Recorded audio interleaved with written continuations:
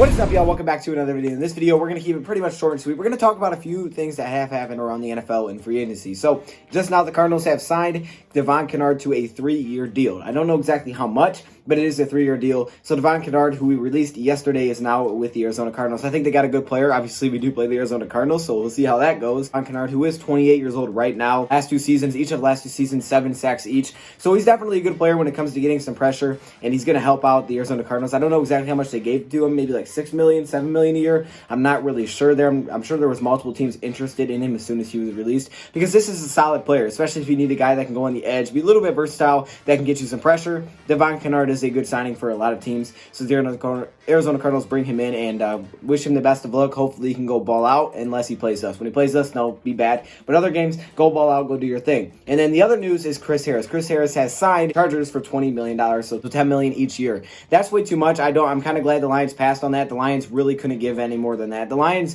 cannot be giving a guy like Chris Harris that much money. There's rumors and reports going around. The Detroit Lions tried to get him under a deal yesterday or last night. Didn't happen. Obviously, there was tons of teams that were interested. I put something in the community talking about it, but now he is with the Chargers. And again, $20 million for 2 years is just way too much. The Lions cannot spend that much money on Chris Harris, and I know a lot of people liked him. I thought he'd be okay here. Really, before free agency started, I'd be like, if we get him really cheap, it could work.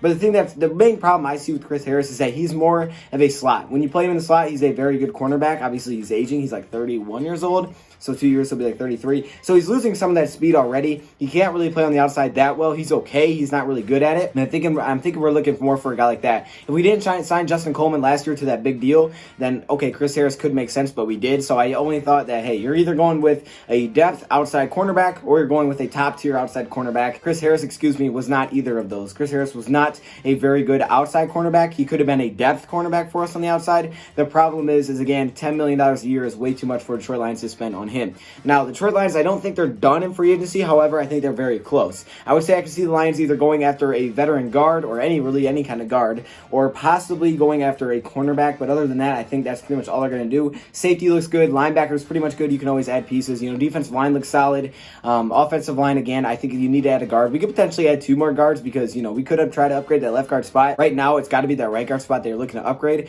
Like I have said before, I think Joshua Garnett is actually a potential option to play at right guard. I'm not sure if you want to put Terrell Crosby there. He could be an option. Bo Benshaw could be an option. They kept him around, so maybe. But I would definitely think Joshua Garnett is a sleeper option. I don't think anybody should be forgetting him, and it's easy to forget. Just like I forget about Austin Bryant, it's easy to forget about Joshua Garnett, who we brought in, who was a former first-round pick. Just because of injuries, he wasn't able to live up to that hype. So I would say, keep an eye on this guy. Okay, he could be competing for that right guard spot, but I would not be surprised if the Lions brought in a cheaper guard to try to, compete at least for that position, and then maybe even a veteran cornerback. If they don't bring in a guard, maybe a veteran cornerback or some kind of depth cornerback to possibly, go behind Amani and Slay. I'm thinking a guy like Rashawn Melvin, someone like that. Maybe not Rashawn Melvin, but someone like that, cheaper like that. It could be Rashawn Melvin once again. We'll have to wait and see. Or the Lions will just wait to the draft and then add someone in depth that way if they're trying to go younger, knowing that Slay's not going to be here. I don't know what the Lions' plans are with Darius Slay. I don't know if they're looking to extend him or not.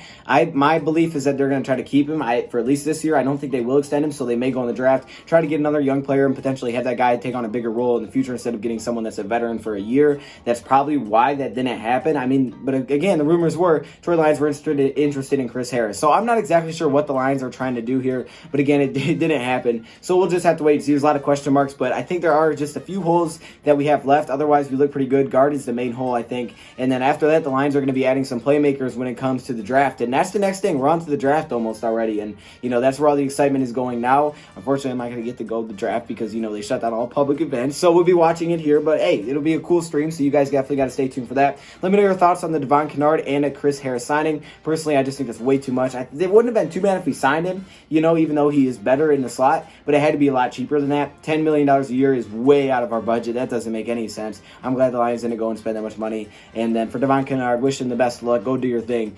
But let me know your thoughts in the comments below. Thank you for watching, and I'm out.